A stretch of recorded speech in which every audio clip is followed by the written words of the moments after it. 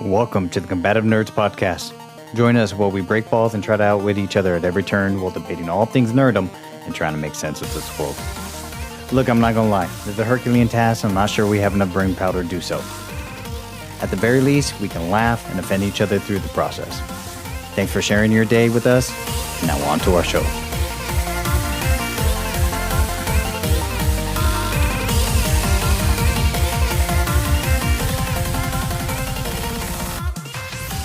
Welcome to Combative Nerds. This is Raiderlance. And FighterWizard. And we have just started the B-side.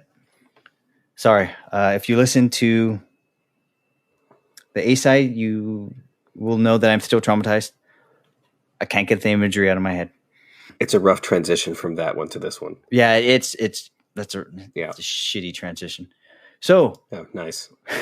We are going to move into Kenobi, Episode 6. A more lighthearted, family-friendly discussion of shit hitting the fan.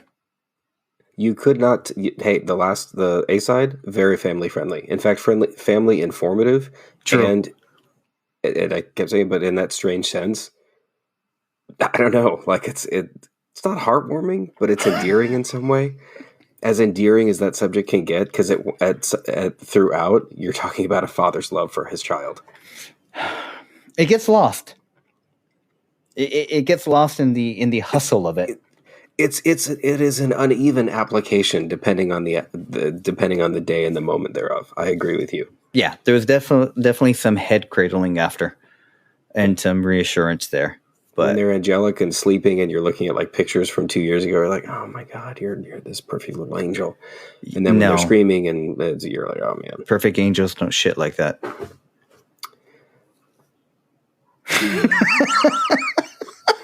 I had nothing. I was trying to come up with a joke, but I didn't have it. The force wasn't with me. Kenobi, Episode 6. Do we discuss the amazing aspect of it or the plot holes? You know what? Let's start with the plot holes because, you know what? I will turn this to you. What plot holes do you feel that there were, or what weaknesses did you see in the episode? And I will withhold. I sent you a half of a dissertation last night when we were texting, so sure. I'm interested in your opinions. Reva was unnecessary.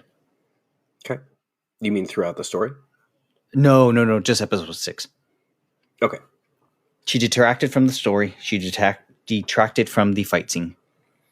She was interwoven in places she needed not be. I understood it was for timing and pacing. They wanted to make it where Ben felt Luke in danger, so he hopped into a shuttle. They didn't need to do that. It was so interwoven, and the pacing to me was off. I actually thought Luke was going to find Ben during the fight because they were running in a similar background, rocks, cliffs. I literally thought they were in the same region, and they're going to run into each other, and then Reva was going to get round 2 with Darth Vader. And the fact that Kenobi got to Luke and his uncle and aunt so quickly, would you use your goddamn hyperdrive in orbit? So, Reva unnecessary, threw off the timing for me. Also, I don't recall Kenobi using the Force to that extent. I'm not saying he couldn't, but how did he sack up in that manner? Why did Darth Vader assume by trapping him under the rubble that he wouldn't be able to get out? He stepped on Kenobi's goddamn robe after he killed him in the Death Star. Wouldn't have you went in to make sure? And, stomped down on the dirt to make sure it was even? So, all of that, though, is easily made up for by the fight scene. There was only 3 instances of spinny shit. Other than that, solid saber fight. So, those are the plot holes, and those are the redeeming values that make up for it. All I want to know... May I respond? Oh, no, please. Oh, sorry, last point. Why we're not getting a goddamn 7th and 8th episode? Is Fabro too busy making Taco Truck Part 2? We need a 7th. Okay, you have the floor. Favreau's done a lot of great stuff for not only Star Wars. That man's a gifted director and storyteller. Him, Dave Filoni, Deborah Chow, And he can Kathleen cook. Kennedy, they're fantastic. He clearly can cook, and he enjoys his cooking. If you ever hear this, Mr. Favreau, that was Raiderlance who said that. Let's see. So as far as Reva being unnecessary, I can definitely see your point. It didn't occur to me at the time because it's, the fight for each child in a way. Yeah, that's not really her searching for Luke it does slow down the pacing of the fight, but at the same time, it left me like, oh, good, they're gonna fight again. It didn't occur to me at the time, but now that you mention it, I can see that it didn't bother me. Her search for Luke, I can see why you would think it is unnecessary. And yeah, I mean, the pacing of the flit into hyperdrive and then boom, land on the planet. Maybe 7 minutes elapsed, or we can assume that it took a little while for Luke to run into the wastes or the Dune Sea, which is kind of a weird thing to give a 10-year-old. Like, hey, run into this trackless waste. Good luck. Yeah. We'll find you. Maybe. Anyway, so yeah, I can kind of get that. To me, what that storyline established two things. One, it established the character of Reva as being unwilling to descend to the depths that Vader did in a quest for revenge. Vader could do what she did. She could not. Well, she chose not to do what Vader did. Good thing she didn't murder a child. And it also established Kenobi. It brought him back to Tatooine to be a protector for Luke and allowed him to see he's probably going to be fine on his own because Owen and Beru are there, and they will raise him in a way that he could not have. And to be fair, Sure. at that point, didn't. Yeah, so I can kind of see that. Quick follow-up question. Oh, sorry. yeah. No, please. Was Kenobi honor-bound to watch over the kids? Did he give a promise, or was he directed by Yoda? Yes. Well, he was directed by Yoda, but he is honor-bound. So I think the series explores, like we talked about in episode 1, or episode 1 through 3, you brought up the point, like, what a broken man is. He has this job. He was one of the Council of Jedi Masters who's descended to, cuts meat in a desert butchery. Yep. And he has to steal food for his beast of burden. And he's this sad, broken, guilt-ridden, pathetic hermit. And this story allows him to realize that he didn't fail, or that his failure wasn't, that he didn't fail, and that he has a new purpose in his life, which is to watch and protect, but from afar, and not to, at some point, insert himself into the lives of Vader's children again. I don't know, it's a growth moment, and he achieves some closure. As far as, and you mentioned, when did Kenobi get this ass-kicking amount of power in the Force? Yes. Usually he doesn't. Usually he's not particularly skilled at the Force. He's a fantastic lightsaber fighter because he uses a defensive style called Sarisu, Form 3. Good for you. You know what? There's lots of YouTube channels that we discuss, but I listen to them and they discuss that. He's not one of the more powerful Jedi Masters. He's quite skilled, however. But to me, before he throws up a mountain in the air and pelts Vader with it, what about he's holding off a mountain of fucking rock up from crushing him? When he's afflicted with guilt, he's pretty much just letting the Vader's attack consume him and crush him into the earth. Interesting. But when he remembers that he's here to protect Leia, he can protect the children, and that gives him the reason. And by doing that, he finds his purpose, and lifts a mountain off of himself, and vaults out of the cave or a hole in the ground, and goes just wrecks Vader. And yeah, the lightsaber fight was fucking amazing. It was fantastic. They didn't have a lot of spinny stuff. Vader doesn't have a lot of flash anymore to his lightsaber style because he can't. It's just these savage overhand hammering blows meant to just punish a defender. Yeah, no, it was great. I can wax rhapsodic about this, but I thought the series was magnificent. And I thought the last episode was particularly excellent. What I found almost like they did a better job is when we discussed a couple episodes ago that Vader was a near corpse, but was kept alive by his cybernetics. So in episode 6, Return of the Jedi, where the Force lightning shuts off his system, as a kid, I never really knew why Vader died. I thought, he couldn't breathe without his suit. He couldn't live without it. But they showed him eating before without it in Empire. There's a couple of situations. I didn't realize how important that suit was. Yeah. And when Kenobi attacked the suit, it's like for the each. That was a really good touch where he just starts hammering at the circuitry. Exactly. And I was like, oh, Vader's getting screwed up from that. I mean, the helmet was it was more so you could see Anakin, right? It wasn't necessarily, well, maybe it affected his breathing because it affected his voice. It definitely affects his eyesight, and it affects his his exposure. Like he's a walking open sore, so he can get infected too. Oh, interesting. Pretty easily. So he's constantly pumped full of painkillers. Oh, I didn't know that. And yeah, no, he has a constant feedback that's recycling his air and pumping him full of drugs. He is an impotent little man outside of his suit, consumed with hate and able to choke you from 2 buildings away with his mind, but he's near lifeless without that suit in a bacta tank.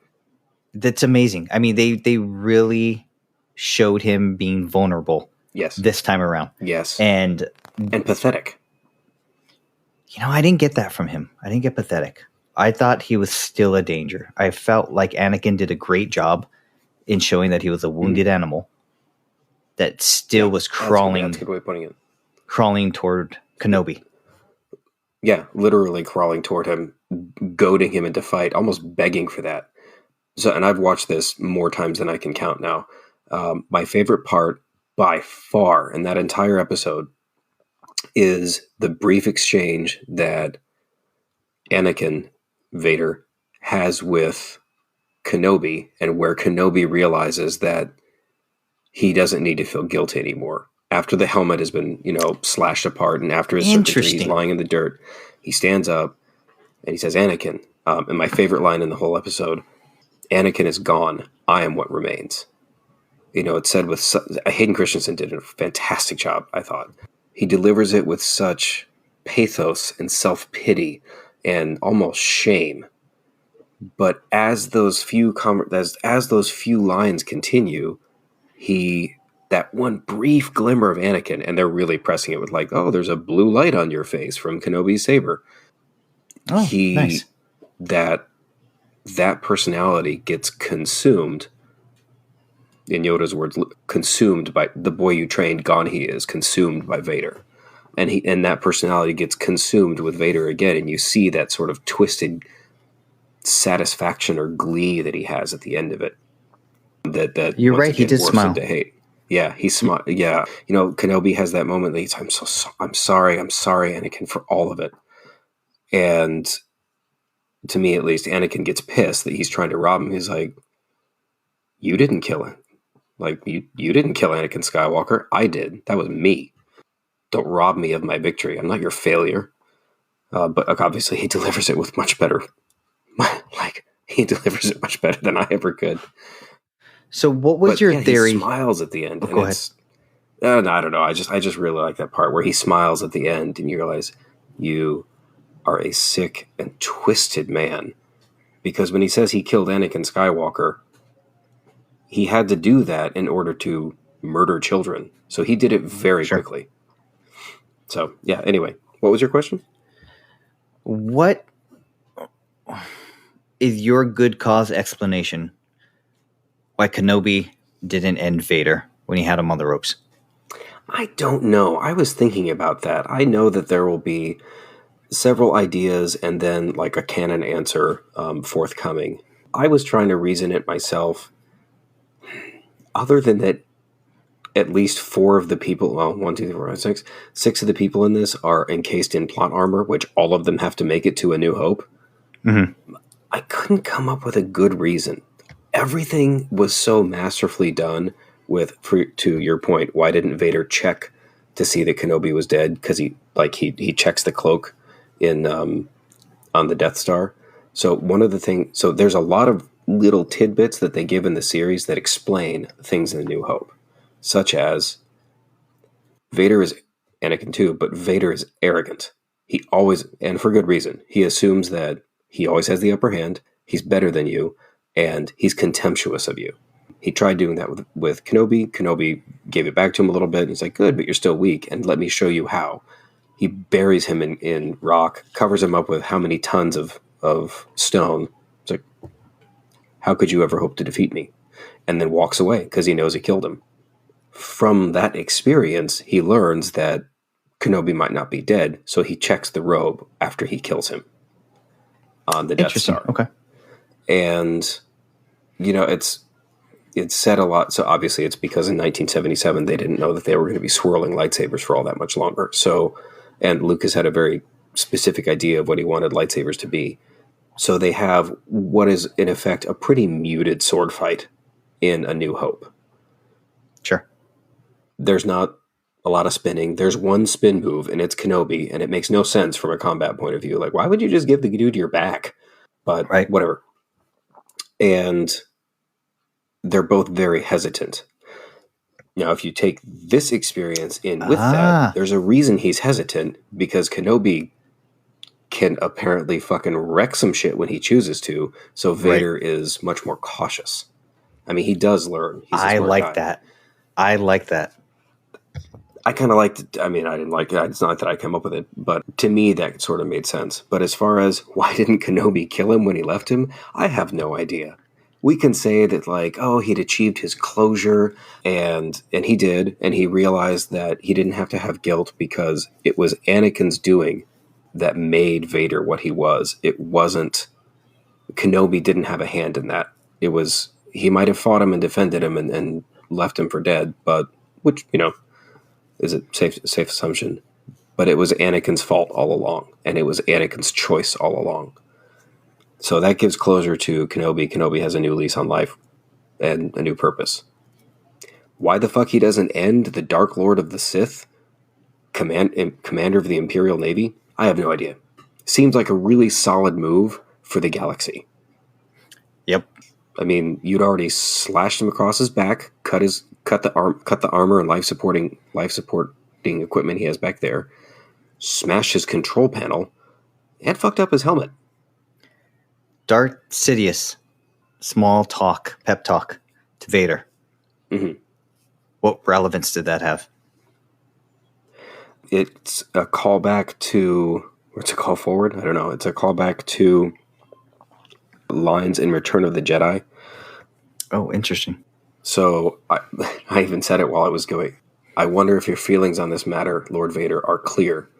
He says that to Vader in Return of the Jedi in reference to Vader being able to sense Luke's presence on the forest moon of Endor, but Palpatine being unable to sense it.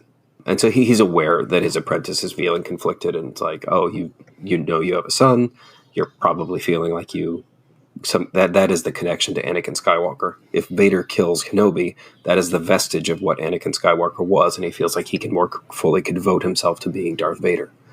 It's sort of killing Kenobi not only satisfies that revenge, totally justified, feeling, but also it stamps out the last ember of who Anakin Skywalker was. Anyway, so it's called forward to Return of the Jedi, and Palpatine's reminding him a conflict that Palpatine always has with Vader is getting him to fully let go of Anakin Skywalker.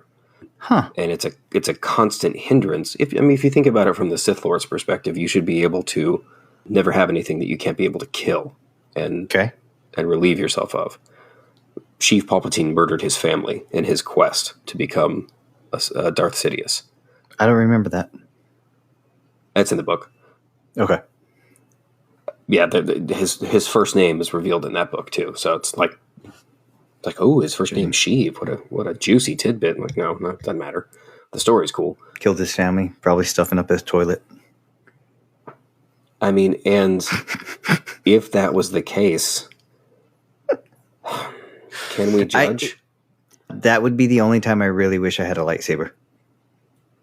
Well, with deft application, it would really just, it would. It'd be able to cut the casing. You don't want that. No, because it would seal the sausage casing poop again. Oh, God. God, no. Yeah, you don't want to cauterize that shit closed. Okay.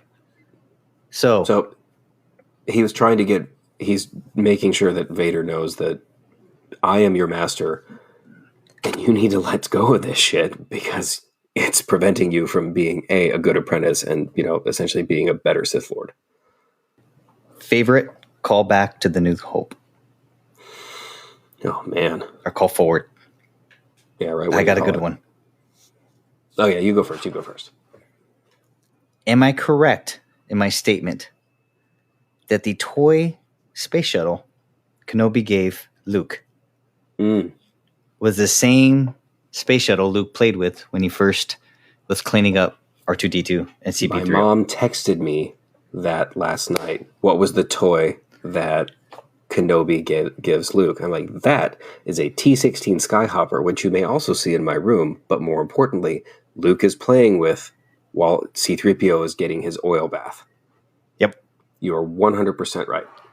Yeah, I was like, that is a nice touch. Yeah, that's a nice touch. There are a lot of really deft little touches that they did. It's very cool. It was artfully done. It made sense within the story. And it wasn't a bunch of remember him moments, which I think Lucas abused too much. His universe was very small. Like, hey, everyone's fucking related to Luke Skywalker in some way. Or didn't you feel that episodes 7, 8, and 9 did that? It was basically rehashes of the plot lines. 7 did it to an nth degree because it was essentially a love letter to A New Hope. Yes, it was. It was masterfully done. There was all these callbacks, which I felt almost united the old generation and the new generation. So I'm not saying I'm not against it. I'm not against it, but I could have dealt with a different plot. Like I'm happy to have tropes and people rescuing princesses, or in this case, people not needing to rescue a virgin in the Force. That is Rey, but I know why he said he did what he did. But yeah, I could, and the callbacks that they did, like, oh, the Finn throws the remote droid while he's looking for something or he needs Hydro Spanners. Oh, I didn't. Those are from New Hope and Empire Strikes Back, but those were cool, and they kind of was like, gee whiz, that's fun, thanks for the fan service. But the almost the exact same plot, not so much. Yeah. Okay, so your favorite callback from Episode 6 of Kenobi, or Call 2? I think so. There's a lot, and I've said this before. There's a lot of shots that are at least analogous, if not shot for shot. And it's not any of those. And this is pretty standard. If it wasn't the T-16 Skyhopper, which is just kind of cute, and it gives it that little extra bit of weight, it is Kenobi saying hello there to Luke when he first meets him. And I didn't catch that. Touching, hello there. And that's the first thing he says to it. Yeah, it's the first thing he says to him in A New Hope. It becomes and that there's a shit ton of Kenobi memes that say exactly that. I like it. You're right. Yeah, and it was a cool way to end it, because Owen's kind of for good reason, he's very wary of Obi-Wan and he understands who Luke Skywalker is, of course. But then at the end, he's like, hey, you want to meet him? I don't know. It's just cool. It was touching, and I thought what Episode 6 did more than anything was give that. It's been an emotional series, but it gave it that extra emotional punch, not only from Kenobi's journey, but also just you see not Darth Vader in the suit, but who Vader has become. I don't know. It's just very, very good. Do you think Ewan McGregor? I believe he's Scottish. Well, he's a McGregor. Yeah, he's Scottish. Yeah. So, do you think they did that so that he had a similar accent to the original Ben Kenobi from episode 4? No. Ewan McGregor has gone through great lengths to style himself as Alec Guinness. Even when he was when he was filming episode 3, because as the series progresses, he has to be, essentially become closer and closer and closer to Alec, who Alec Guinness was. Sure. Yeah, was. So when he was filming episode 3, he would have a loop of all Alec Guinness's parts throughout the Star Wars series playing in his like dressing room or something like that. So he would always be watching and how to do it. So like the brush he does with his mustache, or how he strokes his chin, obviously hello there, some of his lines. And he's always moving towards who that is. So do I think they chose Ewan McGregor because of his Englishness? I don't know about that, although they choose a lot of English actors traditionally in Star Wars. Sure. I don't know about that. They did choose him based on look. Luckily, Ewan McGregor can really fucking act too. I didn't think he looked as similar to old Ben Kenobi.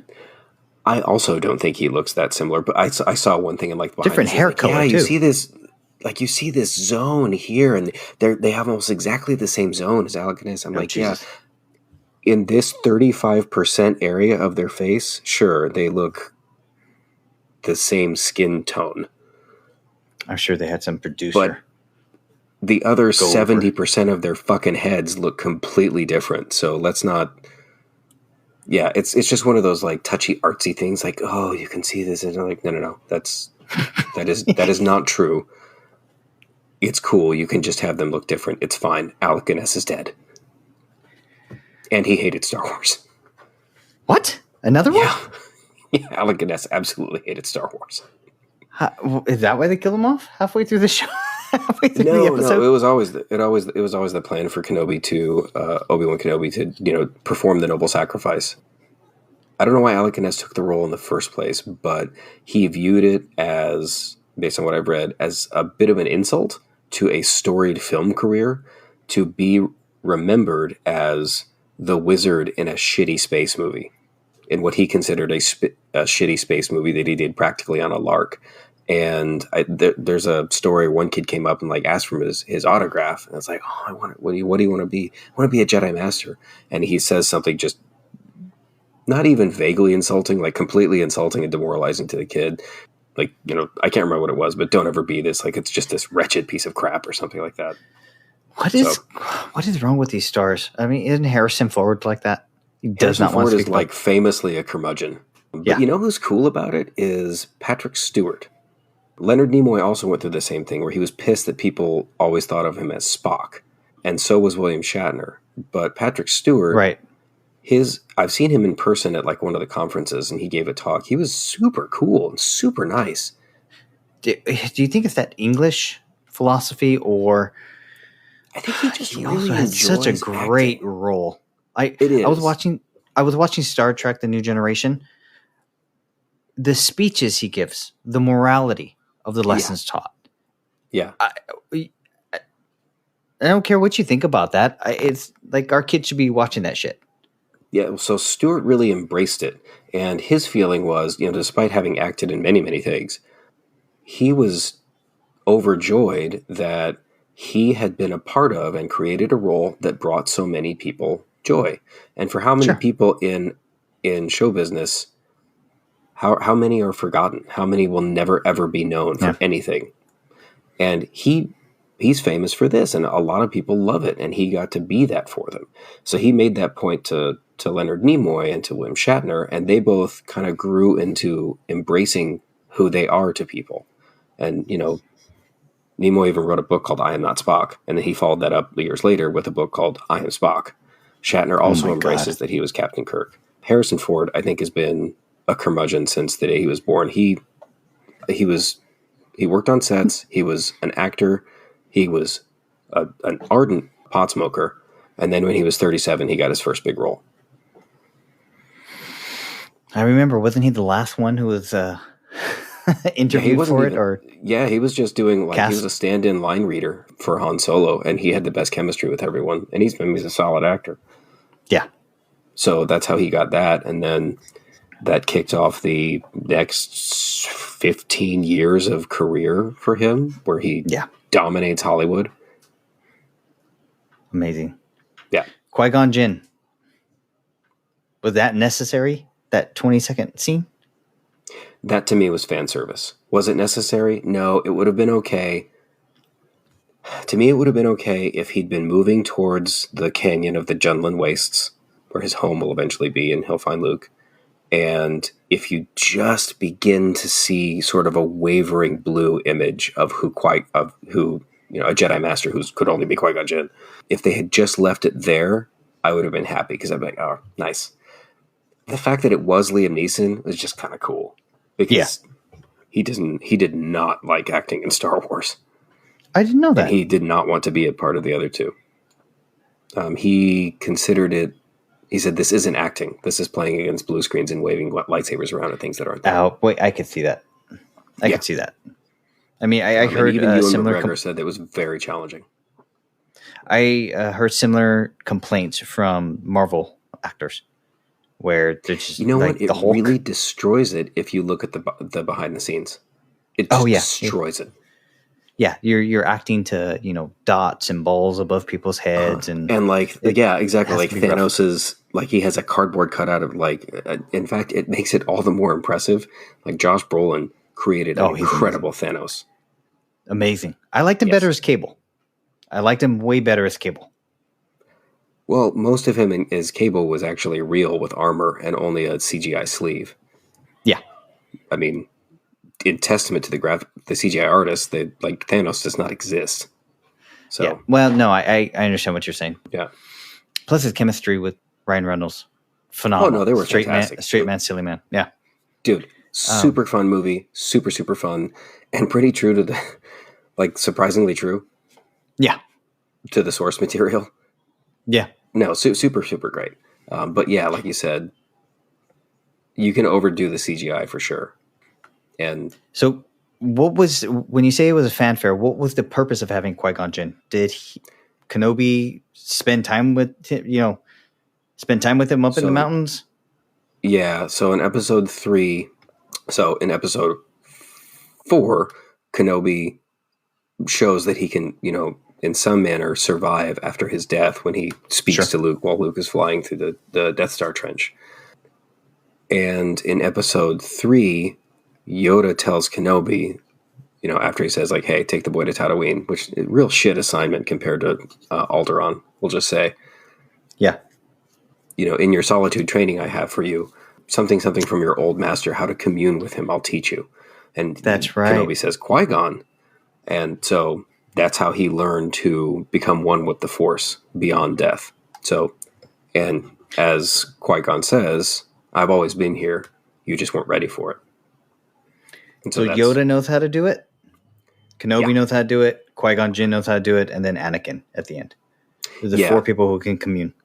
More than that, there are other Jedi who understand how. I can't recall who they are off the top of my head. It's always kind of a little weird that Anakin knew how to do it because I'm like, bro, to your point, which I thought was a really good one.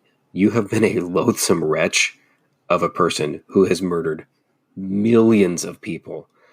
You don't get to pass go. Yeah. Just because you or do smile one about nice it. Say again? Yeah. Or smile about it. I thought the effigy to the pagan gods was the perfect Vader send off. That's a traditional Jedi funeral. Really? Yeah. A traditional Jedi funeral burns the body. Interesting. I didn't know that. Well, yeah. I thought it's just because they had all that wood from Endor. Yeah. The smoke bellowing out of the rim of the hat. Yeah. It was just very analogous to them putting the hat on him and the fog clearing when he first breathes. That's a really good point. I'd never thought of that. That's a really good observation. Nice. Oh, Thank you. Nice touch. It's the I never thought it. It's the absolute almost reverse of that scene. Or it's such a call forward to it. That's a really good point. Yeah. The smoke is what caught me. The heartbeat was, I think, the best touch on when they're assembling Vader. Yeah. The heartbeat starts right when he breathes, I believe. There's that pause and then I think the heartbeat is throughout, but if you're not paying attention to it, you won't notice it. Or maybe I'm just creating this. Okay. But it wasn't until someone pointed out the heartbeat that I noticed it. Because, I mean, say what you will about a lot of things that Lucas creates, and you can. That man knows how to use sound in a movie. Yes. I mean, absolutely. So many iconic sounds were created for the films that he's made, as Spielberg as well. But I agree. No. Sound editing is all know near perfect. We all know those sounds of sabers, of blasters, of the Millennium Falcon doing the drive-by. A whip crack from Indiana Jones. The boulder rolling down. The boulder, yes. The boulder, yeah. Yeah, all sorts of stuff. And yet, when Ewan McGregor and Hayden Christensen were first training together with lightsabers and learning the choreography, they had to be told, guys, you have to stop making the lightsaber sounds with your mouths. We can see your mouths on the camera. Absolutely. Because ever since you were a kid and you had like a long gift wrap cardboard tube before they had actual lightsabers, like, you make the sound. That's amazing. Wait a minute. Hold on. So when they're filming the movies, do they just give them glow sticks or do they give them like good quality Disney Star Wars, which will actually make the sound? Right? Like your lightsabers make sounds. Goddamn right they do. They're also not nearly strong enough to put up to that punishment. So they break lightsabers left and right. So in A New Hope, they're using all the blades are animated in post. Got it. But in The New Hope, they used something that when they hit it together, it gave powder. So you can see the powder when it hits, and they've gone through and tried to edit that out. But like in the original versions, you can see that it looks like smoke, but it's actually powder coming off the lightsaber, and those broke left and right. And then usually they're using a hilt, like you see, and then which has a stick on it of approximately the right length. And interesting. So they have a neat hilt, and I'm sure they have hundreds of stunt lightsabers that they need all the time. But yeah. Fantastic. And if you look at the behind the scenes when they're training together, you can see they whack each other with them all the time, and they like wrap each other's knuckles. Like, hey, sorry. Worst. And it's some hard training. Like those dudes, that's a lot of choreography. And it's not easy. Some of those dance routines are 1-2 minute long. They're acrobatic. They're spinning. You have to hit your spots. Mm-hmm. You got to trust your partner. Imagine just doing sparring drills for like 4 hours a day. Just drills, not just sparring, but 4 hours of just light work. The only thing I can liken it to is like doing pad work. Yeah. Anybody who's taken a class, you do half an hour pad work, you're done. And that's not even including blocks. That's just, You can tell people for the next 3 days how hard you worked. Wonderful. All right, so this has been super long. We've already gone 10 minutes over. Well, let's wrap it up. What are we going to do now that we don't have Kenobi to talk about? We have lots of stuff to talk about. We can talk about video games. We're both 80s kids / 90s kids. I'm really more of a 90s kid. You're Frosted Highlights. It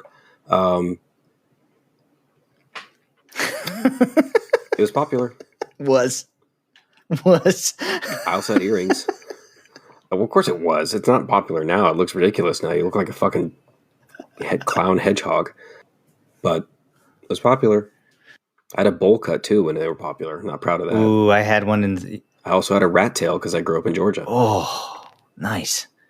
I thought they're called ducktails. Depends what part of Georgia. Maybe. I had a rat tail. No, I had the bowl haircut in the 80s. Nice. Yeah. We will find another topic. I know next B-side we'll probably discuss.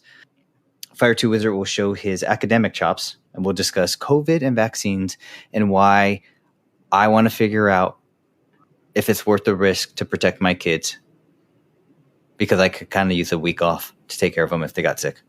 So, spoiler alert, yes, it absolutely is. Vaccines are one of the greatest inventions mankind has ever given itself. Well, you have a lot of explaining to do. So, it's really easy. How many people do you know that have died of smallpox? Exactly. Monkeypox is coming back, though. So, very different. Actually, not that different, but I've read a lot of... Anyway, sorry. Yes. All right, next episode, everybody. Thanks for joining us. Thanks for playing along. And if you are willing to listen, we are willing to talk. Signing out. That's it. That's our show. Join us next time for episode 4, where we'll be discussing the COVID vaccine for kids and the recent banning of the Parenthood vaccine, also known as the United States Supreme Court overturning Roe v. Wade. What? Groaning? Do I hear groaning? Hold on. Cut the music. Are you the same listener who sat through episode 3, the A-side, and you listened to my heartfelt pain of being a parent and how I wish I could have avoided it? Did you at any time groan during the retelling of the abortion of a bowel movement that was inflicted upon my house and my psyche? Did you groan for my pocketbook when I had to pay a goddamn plumber $250 for a service call and another $700 to snake my pipes to try to dislodge the unplungeable? That's what I thought.